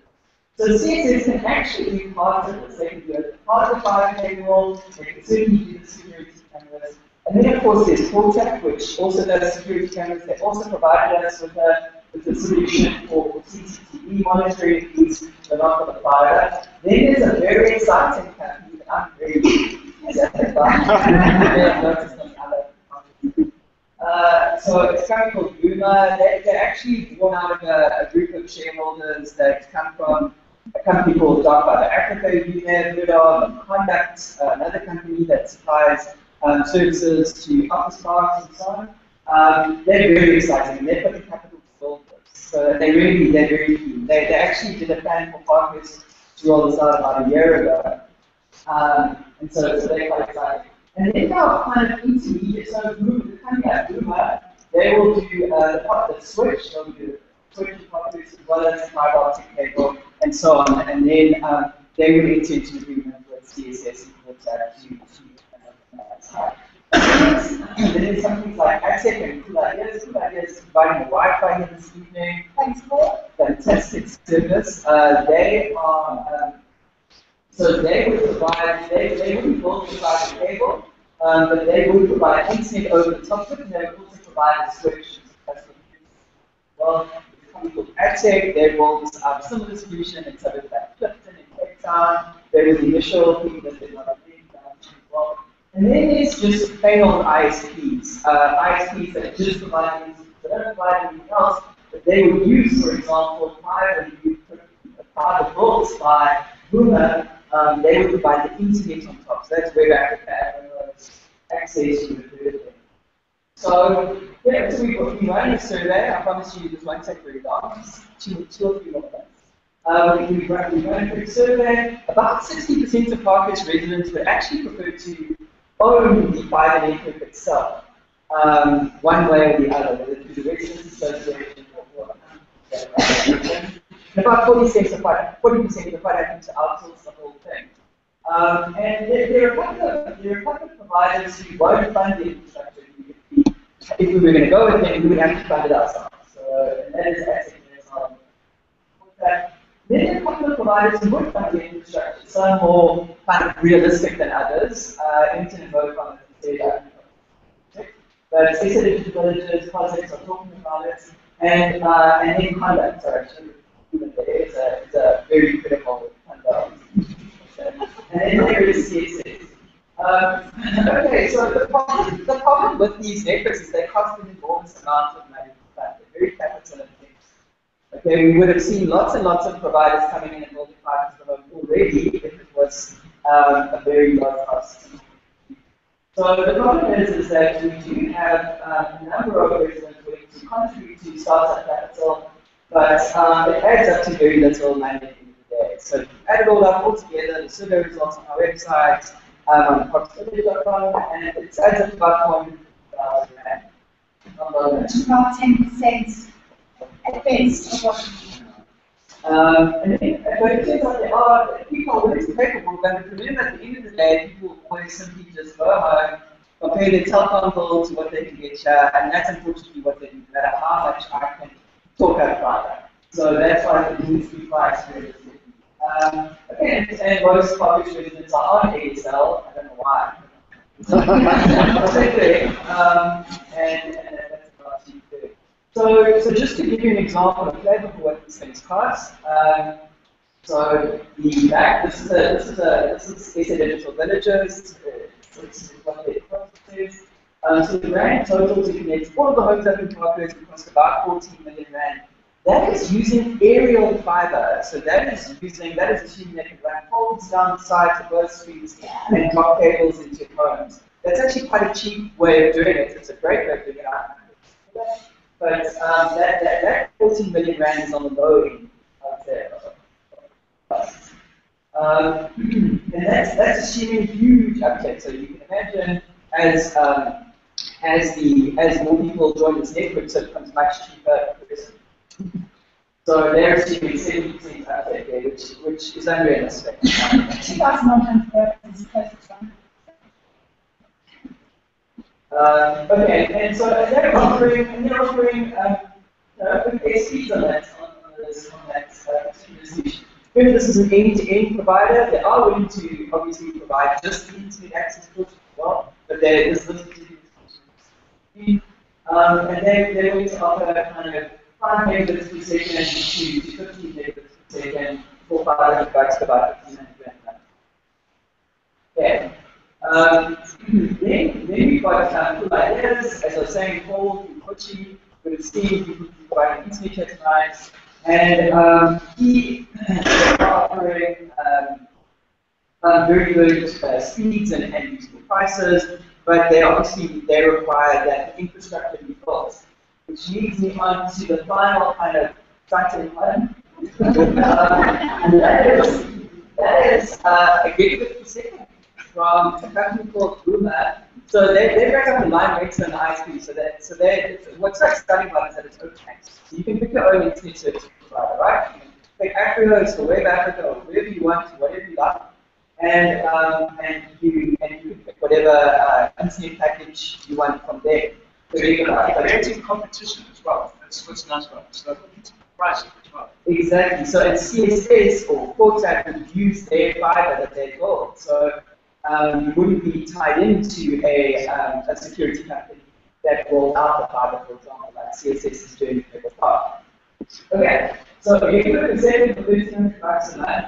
And the very cool thing about it is that the line rental is free for their entry-level product for 4 megabits per second. So you pay the installation charge, it's about 1,000 rand, but the line rental is free. You have to buy internet access on top of that. Internet access costs about 2 to 3 rand per gigabyte. So if you a low user using 20 gigabytes per month, then you will pay 60 rand a month for the internet. That's it. What the whole point about this is they want people to try it, they want people to use it, and be uptake. So that's why they've done very, very low in 4 megabit solution option. And then of course they're going to be there for 700 rand, 500 rand, 100 megs and 50 megs. 100 megs and 50 megs is 100 times and 50 times what we get on ADSL. If you get more than a megabit per second in Parkhurst, I'd like to be so that's 100 times what you pay on ADSL for the same price. So there's much more detail to all of this. But that's cheaper than ADSL for better quality, and it's up to a gigabit per second. A gigabit per second. That's in South Korea industry. And South Korea is the #1 connected place in the world. So Parkhurst could be one of the most connected places in the world. Okay, so those are just examples of the kinds of internet access that you can buy today, currently from Access, Web Africa. So you can spend 200 megabytes and buy 100 gigabytes. To give you a rough idea, 100 gigabytes is about 100 hours of high definition video streaming per month. So that should give you a rough feeling for what you do. So thanks.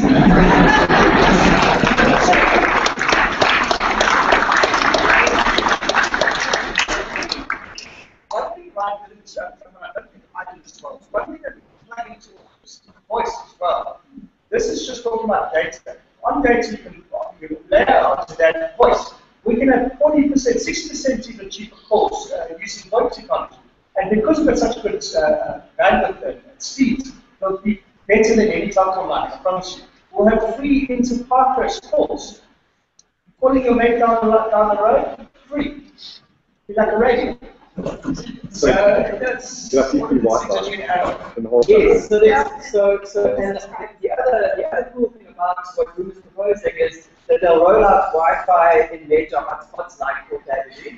So you could use your internet for free, well, not for free, paying for it, but on 4th Avenue as well over Wi-Fi.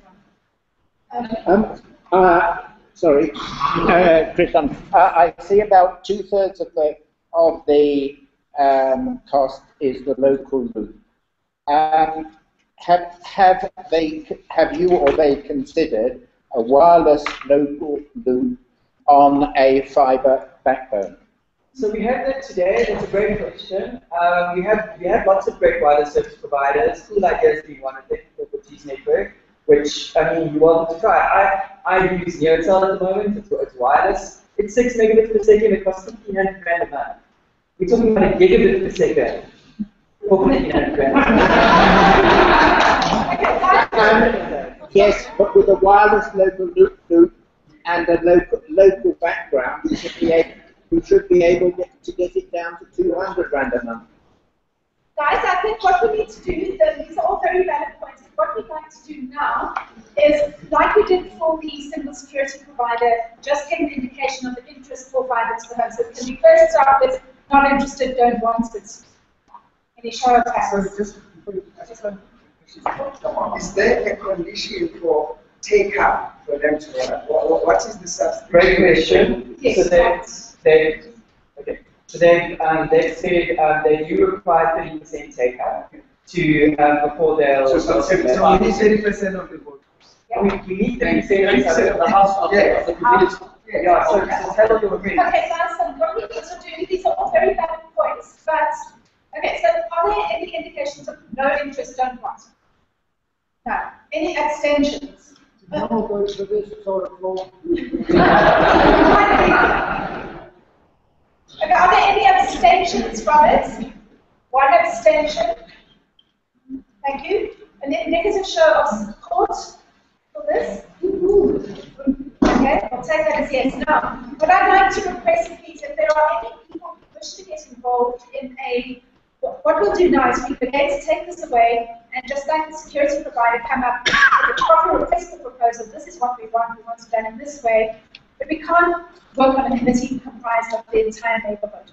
If there are any particular people with specific technical skills and input, we need a committee maybe 4, possibly 5 people who are willing to get involved or to be advisors to this group. Would you please come and speak either to Ryan or to James for the relative security and fiber initiatives? As you can see, they work very closely together. But if there are any detailed things, and then don't forget Natalie and the sprays, she'll come and visit. And Madonna. And who? No, afterwards, come up afterwards. Oh, great. Do you nominate me? Oh, you nominate me? I'm nominating you. Okay, so we have to see him afterwards, please. So if there are any architects, town planners, and so on, great. Environmental people, Natalie, security, and data people here. Are there any broad questions? Remember, they will be available for specific questions afterwards. Okay, let's move on. Does anyone want to just raise a word about the fair? Thank you. As the session, there's a good round of applause.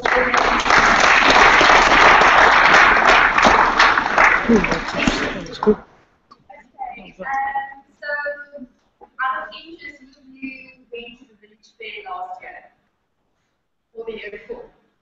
Okay, so it was held at Parkhurst Primary in October on the hottest day of the year. It was really about lunchtime, no one was to be seen.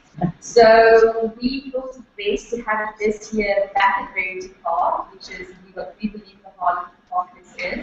And it will be held on the 26th of July, which is a Saturday. So we're thinking we can rather keep people warm than keep them off in the summer. Which is also, you already might know, Chris Room, who was last year's Tour de France winner, July 26th is the last day of the Tour de France. We will be broadcasting it at our 11 Shillings Parkers Ale tent at the Village Fair. And so, yeah, we're going to build around that. It's going to be a day for family, for fun. We will have great beer, the food trucks, street cuisine. The mother truckers will also have like the food company trucks. They will all be supplying food. There will be great events for kids, for dogs, and also parks in the community, which is big on sports, on cycling. So also there will be lots of events around that, and also community. So we invite all community businesses, real estate agencies, to participate on that day, and yeah, so that's more or less what the day is going to be like. Now, at this moment, we have 2 people putting together the village fair for the 26th of July, and with the help of another truckers and 11 Shillings, but we need more volunteers to help out for the next 2 months. It's hard work. So if you want to get involved, I think it's a great initiative to get involved with. If you are passionate and you know how to hold an event, or you want to help organize it, or you feel like last year was dismal and you want to better it, please come and help us, because at this time, like I said, Cheryl and myself doing everything for the village fair, and we do expect it to be good and to be a great day out for Parkhurst. And we do want it to be something that people look forward to each year. We do want it to be something unique and global. And we want to have a great day, but we need people to help us. So if you want to get involved, if you want to volunteer, please get in touch with me. Everyone knows I'm on the Facebook page. I'm at the info@parkhurst.org.za. I'll be there afterwards. We really appreciate it. But we know it's going to be a great day out, and we hope to see you all day. Thanks.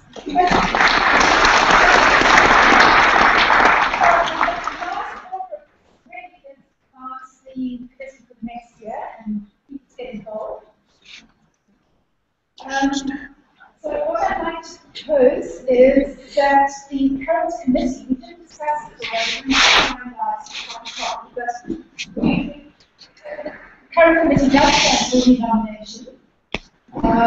That would be Holly Brody with finance, James with safety, Greg with building, massive environments, Gazette on admin specifically, sitting on us. Me. As general dog study. You never got asked that. Yeah, I was noting. And Paul on Verity Park. Are there any other nominations or any other people who'd like to participate in some way to help make this better community? Right, you can nominate as our technical advisor. Or second. Oh, good, right, seconded. Fantastic. Are there any objections? By show of hands, please. Anyone in support of the nominations? I think we can take that as a majority part. Yes, that's the committee is relatively small. Here we try to cover quite a lot. It would be quite nice to have a couple of ad hoc committee members. I joined a year ago as an ad hoc committee member. You learn for a bit and you find where you can make a difference or make an impact, and then take that on if you wish to. So just to help support and provide backup, it would be great to have one person. We allow you to do one or two hours. And we all have day jobs, so that's not an excuse. Yeah, we all have day jobs. Is that a volunteer? And your name? Chris. Chris. Welcome, Chris. Yeah, well done.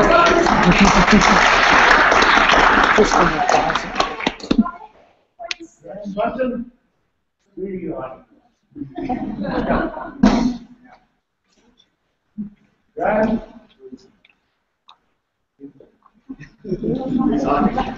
Okay. Here it is. Party nomination to get involved. Right, so you want to speak yourself?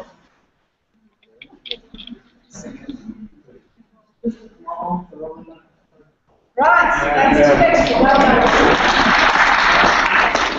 Are there any matters under general that we've not covered? Please, it's a long meeting, so we really, I think we all like to get on common.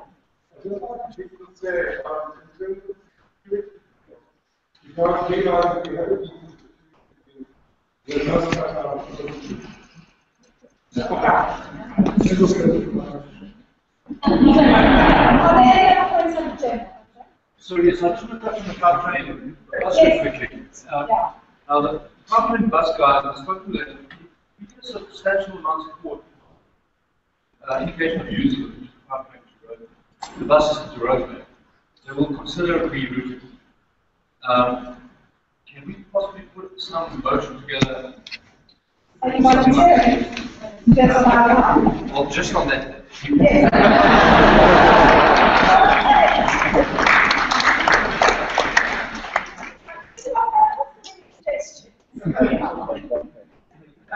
Hi, sorry, Chris Sullivan, 16th Street. and just as a security issue, I find it appalling that you guys have all this amazing security, and that I walk to and from work in Parkhurst, and I walk my dog about 6 days a day from the suburbs. And you will be amazed when you're at work how many of your domestic helpers and your gardeners and your garage doors wide open to clean cars and to run things. And it's a major, major problem. Can you please brief your staff not leave doors open while they're cleaning cars or while they're doing garden? Because you can pay millions of security and you're getting nothing for it. Thanks. Any other general points? Yes.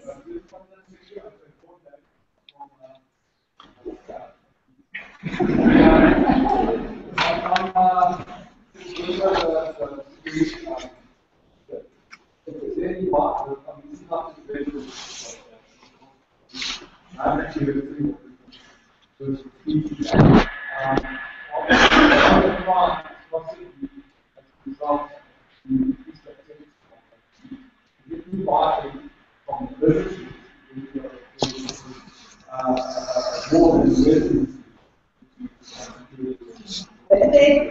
There definitely is interest. There is fine. I can't speak on behalf of the businesses, but given the interaction that I've been having with them over the past couple of years, at any rate, about parking, they've become aware of the security initiative at the moment, and a number of them approached me this morning to say that they're desperate to hear what the decision is because they definitely want to be involved. So, absolutely. Okay, yes.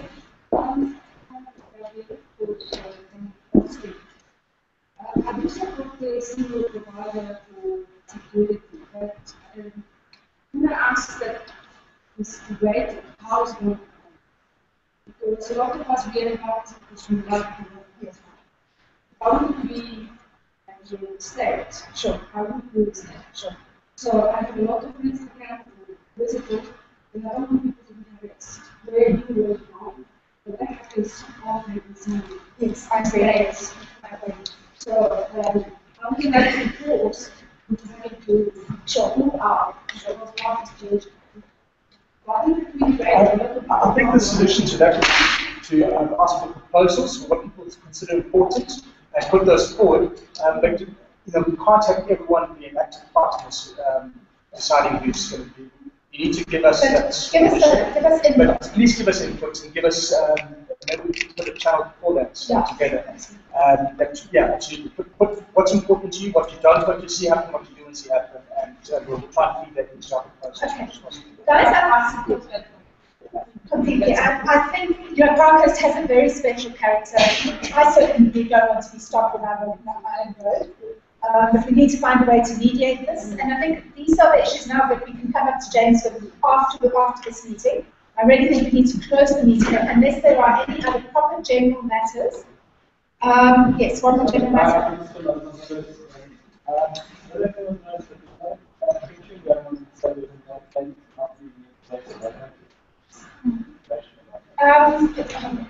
Yes and no. There was one road trencher who vanished into the night, and the city is trying to track them down to the subcontractors of subcontractors and so on. But they are busy filling. It's an ongoing thing. I think when you see people digging, they should all have notices up as to who they are, who they're digging for, how long it's going to take, and when they're going to do the reinstatement. So be a nosy neighbour. It's a very good thing to be a nosy neighbour in this respect. Go and ask, go and find out, and if they can't give you the information, please report it to me.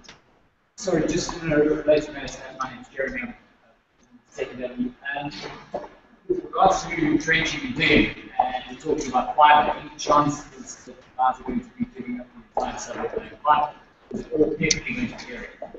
Well, it depends who you go. Yes. You got the opposite. So, yeah, we can go with it. A lot of people say we couldn't, but we can't. Population, in fact, we just had an email correspondence from the head of security reports in Park. And he said, please, put fibre and use our poles. Because you protect our lives. And that's the not effective. But the reality is the best solution is sunken.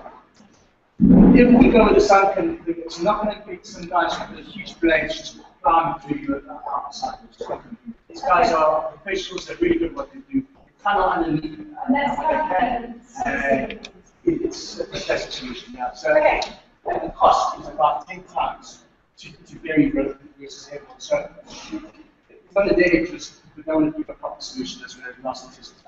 Okay, guys, I think we need to close the meeting now. It really has gone more than an hour. Thank you so much all for attending. It's great.